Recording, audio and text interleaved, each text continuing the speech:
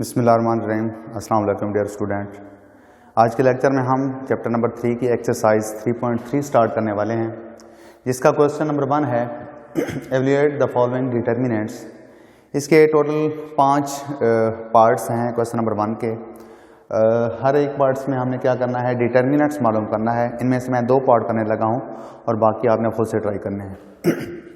तो हम डिटर्मिनेंट्स कैसे करते हैं, जैसे कि मैंने आपको बताया था कि हम छोटी क्लासेस में 2x2 ऑर्डर के मैट्रिक्स का डिटर्मिनेंट्स निकालना सीखा था हमने।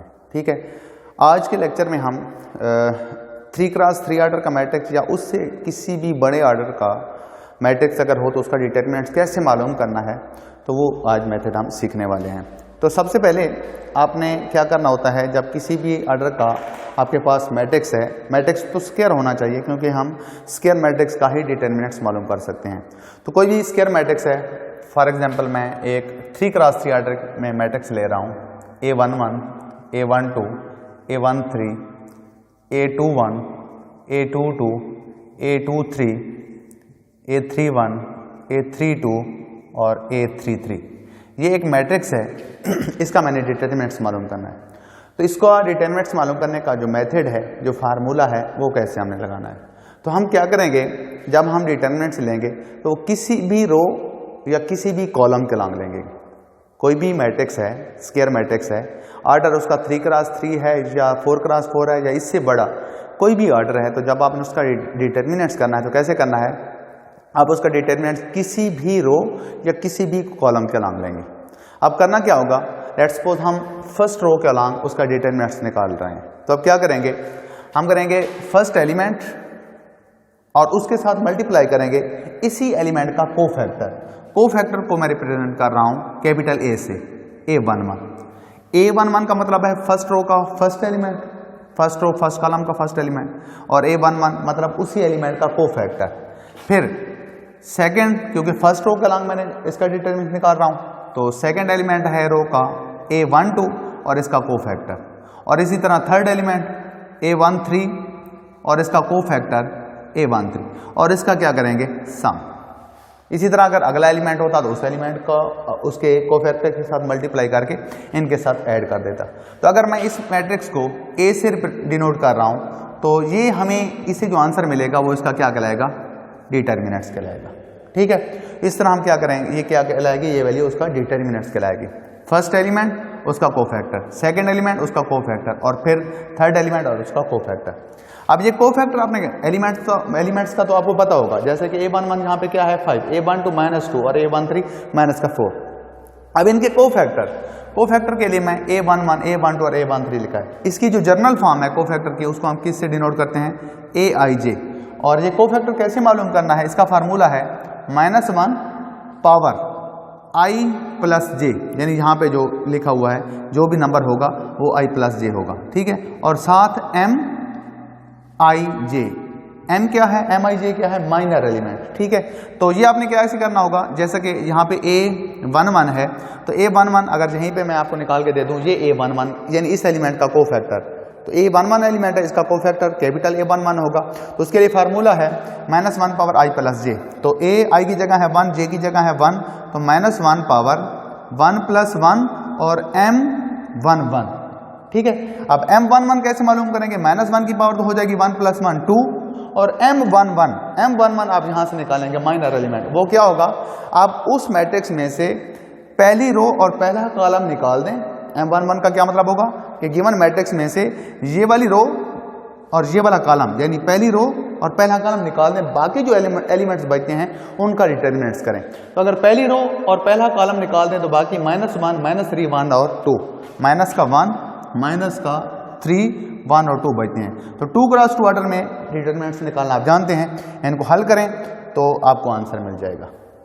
ठीक है, तो यहाँ से जो वैल्यू आएगी वो A11 की वैल्यू होगी।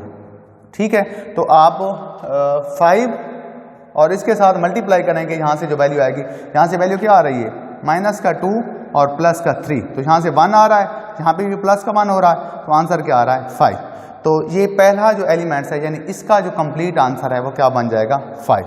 ठीक, सॉरी, ये A11 का आंसर है, और उसके बाद जो पहला एलिमेंट्स A11 और यहाँ से A11 का आंसर आ रहा है 1, A11 है 5, आपस में मल्टीप्लाई होकर 5, तो ये इसका कंप्लीट आंसर आ जाएगा।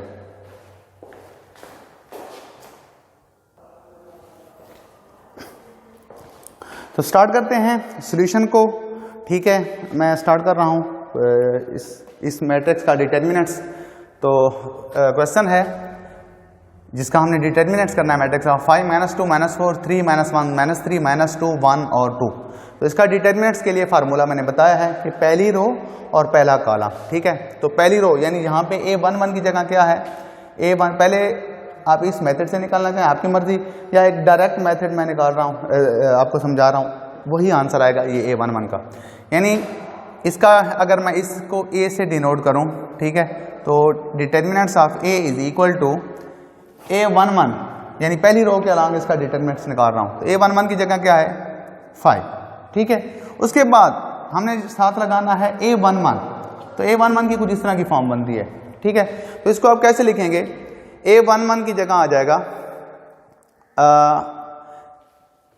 A-1 की पावर 1 + 1 2 हो जाएगा और M11। ठीक है, तो आप क्या करें 5 जिस रो में है ये एलिमेंट वो रो निकाल दें, जिस कॉलम में है ये एलिमेंट वो निकाल दें, जो बाकी बच रहे हैं उनका डिटर्मिनेंट्स कर रहे हैं। ठीक है, तो पहली रो और पहला कॉलम निकालें तो बाकी -1 -3 1 और 2 बच रहा है।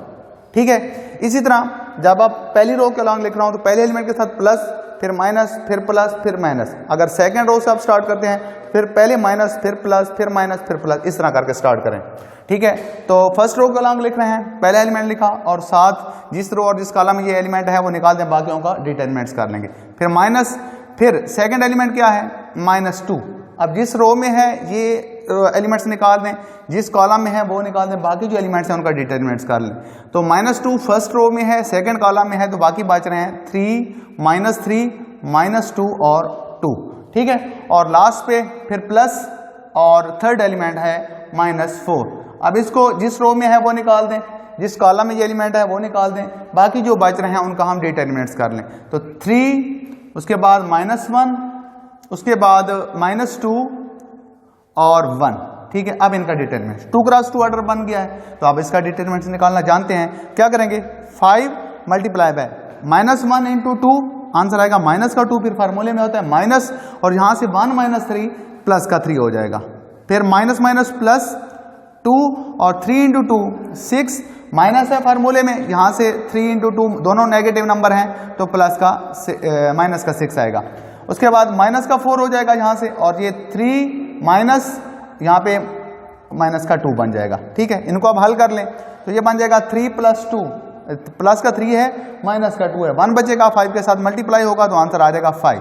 6 - 6 0 हो जाएगा, 2 के साथ मल्टीप्लाई करके उसको 0 कर देगा। 3 में से 2 को निकालें 1 इसके साथ मल्टीप्लाई होगा तो -4, प्लस का 5 0 और -4, तो आंसर क्या आ रहा है 1। तो इस मैट्रिक्स का जो डिटर्मिनेंट्स है वो किसके इक्वल है 1 के इक्वल है। ठीक है, इसी तरह हम एक और इसका पार्ट कर लेते हैं।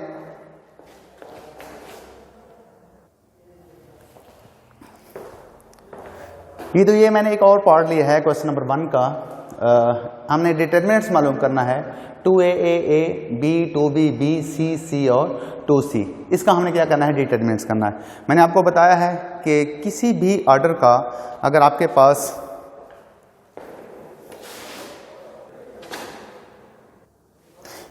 किसी भी ऑर्डर का अगर मैट्रिक्स है तो आपने उसका डिटर्मिनेंट्स कैसे करना है, किसी भी रो या किसी भी कॉलम के अलॉन्ग आप उसका डिटर्मिनेंट्स ले सकते हैं। तो अगर आप फर्स्ट रो के अलॉन्ग स्टार्ट कर रहे हैं तो पहले एलिमेंट के साथ प्लस, फिर माइनस, फिर प्लस, फिर माइनस, इस तरह स्टार्ट करेंगे। सेकंड रो से आप स्टार्ट करते हैं तो फिर पहले एलिमेंट के साथ माइनस, फिर प्लस, फिर माइनस, फिर प्लस, इस तरह स्टार्ट करेंगे। ठीक है, इस तरह अगर हम पहले कॉलम के अलॉन्ग स्टार्ट करेंगे तो पहले एलिमेंट के साथ प्लस, फिर माइनस, फिर प्लस, फिर माइनस, इस तरह करके। सेकंड कॉलम से आप स्टार्ट करते हैं तो पहले के साथ माइनस, फिर प्लस, फिर माइनस, फिर प्लस, इस तरह करके आप स्टार्ट करेंगे। तो इसका हम डिटर्मिनेंट्स करने लगे हैं। तो अगर हम पहली रो के अलॉन्ग इसका डिटर्मिनेंट स्टार्ट करें तो कैसे बताया था, सबसे पहले आप पहली रो का पहला एलिमेंट लिखेंगे 2a। ठीक है, अब ये एलिमेंट जिस रो में है और जिस कॉलम में वो निकाल दें, बाकियों का डिटर्मिनेंट्स कर लें। तो ये पहली रो और पहले कॉलम का एलिमेंट है, बाकी बच रहे हैं 2b, b, c और 2c। अब सेकंड एलिमेंट के साथ हमने लिखना है माइनस, फिर सेकंड एलिमेंट है a, अब जिस रो में है वो निकाल दें, जिस कॉलम में है वो भी निकाल दें, बाकियों का डिटरमिनेंट्स कर लें। ठीक है जी। उसके बाद लास्ट एलिमेंट है यानी थर्ड एलिमेंट है, उसके साथ प्लस। अब जिस रो में है वो निकाल दें, जिस कॉलम में है वो निकाल दें, बाकियों का डिटरमिनेंट्स कर लें। ठीक है।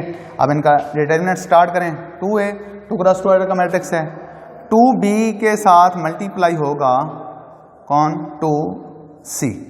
ठीक है। 2b के साथ 2c माइनस b के साथ मल्टीप्लाई होगा c, फिर माइनस a, b मल्टीप्लाई होगा 2c के साथ, ये डायरेक्ट कर दें। यहां से हम इसको लिख सकते हैं 2a 2b into 2c 4bc, फिर minus b into c bc, minus का a, इसको इसके साथ मल्टीप्लाई करेंगे तो 2bc माइनस का bc, प्लस a के साथ मल्टीप्लाई होगा bc माइनस का 2bc। ठीक है। तो आंसर क्या आ जाएगा, इसको मल्टीप्लाई करते हैं, 4bc में से bc को निकालें तो बाकी क्या बचेगा, बाकी बचेगा 3bc, इसके साथ मल्टीप्लाई होगा तो ये आ जाएगा 6 हो जाएगा 6abc। ठीक है। फिर माइनस a के साथ मल्टीप्लाई होगा, यहाँ से bc बचेगा तो ये आ जाएगा abc। ठीक है। और यहाँ से माइनस का बच रहा है, माइनस का bc बच रहा है, इसके साथ मल्टीप्लाई होगा तो ये बन जाएगा प्लस का abc, सॉरी ये भी क्या हो जाएगा, ये प्लस का है ना, जहाँ से माइनस बच रहा है तो माइनस का abc, और यहाँ पे भी माइनस आ रहा है। ठीक है। तो माइनस का abc और माइनस का abc कितना हो जाएगा, माइनस का 2abc और प्लस का 6ab, तो बाकी क्या बचेगा 4abc, और यही हमारा क्या है, आंसर है इस मैट्रिक्स का, ये डिटर्मिनेंट्स है। तो फर्स्ट रो के अलॉन्ग इसका मैंने डिटर्मिनेंट्स निकाला है, बाकी पार्ट आपने खुद से ट्राई करने हैं। अगर किसी पार्ट में भी किसी किस्म का कोई प्रॉब्लम आए तो मेरे साथ शेयर करें। ठीक है जी। आज का लेक्चर जहाँ तक था, अल्लाह हाफिज़।